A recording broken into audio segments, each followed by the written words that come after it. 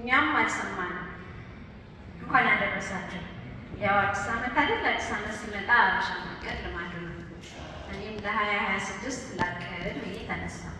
ከዛ በፊት ግን ሁላችንም እንደምናደርገው የአንድ ማራቶን ሩጫ ውድድር የተንዘላዘለ ግን ደግሞ ብዙ የጭንቅላቶችን በአንድ ቀን ውስጥ የያዘውን 2025 መገምገም መልካም መስሎ ተሰማኝ። እንደኛ ላለ ትልቅና ጠንካራ ድርጅት 2025 በሰዎች እይታ ለሰራተኞቹ የሚቆሙ የዚህ የዩኤስአይዲ ስቶፕ ወርክ ኦርደር ያልነቀነቀው ጥሩ ድርጅት ነው። እንደውም ሰዎች እዛ የሚሰሩ የታደሉ ናቸው ይላሉ። ብዙዎች ከቀጣሪነት ወደ ስራ ፈላጊነት ሲዘወሩ እነሱ ተደራርበው የተቀመጡ፣ አንዳንዶች ከቤት ፈላጊነት ከቤት ባለቤትነት ብሎም ከአከራይነት ወደ ተከራይነት ሲቀየሩ እነሱ ግን ቤትና መኪናቸው በብድር ገዝተው ቀስ ብለው እየከፈሉ ተረጋግተው የሚሰሩ፣ የኑሮ ውድነት የማያሳስባቸው፣ በዛ ላይ ደሞዛቸው በየወሩ የሚጨመር በዶላር ነው አባቴ።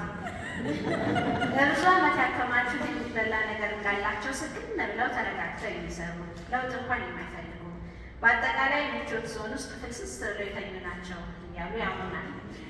የሚገርመው ግን እኔ ይህንን አልሰማሁም። እናንተ ሰምታችኋል? እኛ እኮ ደሞዛችን አነሰ እያለን እናማራለን።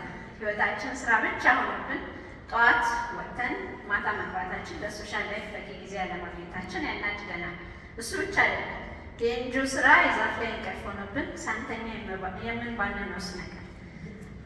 ለስሙ ብዙ የሴፍቲኔት ተረጂዎችን ከድህነት አውጥተን እናስመርቃለን ብለን እንሰራለን። የሚገርመው ግን እኛ ራሳችን ከእጅ ወደ አፍ በሆነ ኑሮ ውስጥ ተጠምደን ገፍሮና ገፍትሮ የሚያስመርቀን እንፈልጋለን። በዚሁ ከቀጠልን ከሂሮ ወደ ዜሮ መግባታችን አይቀርም። እድሜ ለትራምፕ እያለ ብድርም ቢሆን የተበደርነው ከአሁን ወለዱ ሊጨምር ነው እያለን በስጋት ውስጥ ነን። ደግሞ እኔ እንዳይመስላችሁ እኔ ገና አልተበደርኩም። ከ2 ዓመት በፊት የተመዘገቡት ወረፋ ከፊትሽ 100 ምናምን ሰው አለ ተብዬ በማማረር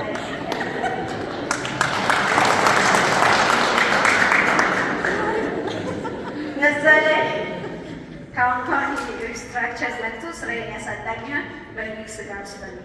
ታዲያ ምን ላድርግ? 2026 ምን ይዤ ልጀምር? ወይስ እኔም አልሰማሁም እያልኩ ባልሰማ ልቀጥል? እንደምታውቁት የኒጆ አካሄድ ተቀይሯል። ራሳችንን በትምህርትና በቴክኖሎጂ ካላበቃን የቅጥር ህይወት ከኤአይ ስራ የመንጠቅ ፍጥነት ጋር ተዳምሮ የሚያዛልቅ አለ እና ከተፈቀደልኝ ድርጅታችን በየፕሮጀክቶቹ ከሚያቋቁሟቸው የፕሮጀክት ፓርቲስፓንት ጋር ጨምሮ ትንሽ የቢዝነስ አይዲያ ይሰጠኝና ትንሽ ገንዘብ ደጎም ቢያደርገኝ እየቆጠብኩ ራሴ እንችላለን ብዬ ተመኘሁ። ምኞት አይከለከልም፣ እቅድም አይናቅም። ደግሞ ሰምታችኋል፣ አልሰማንም።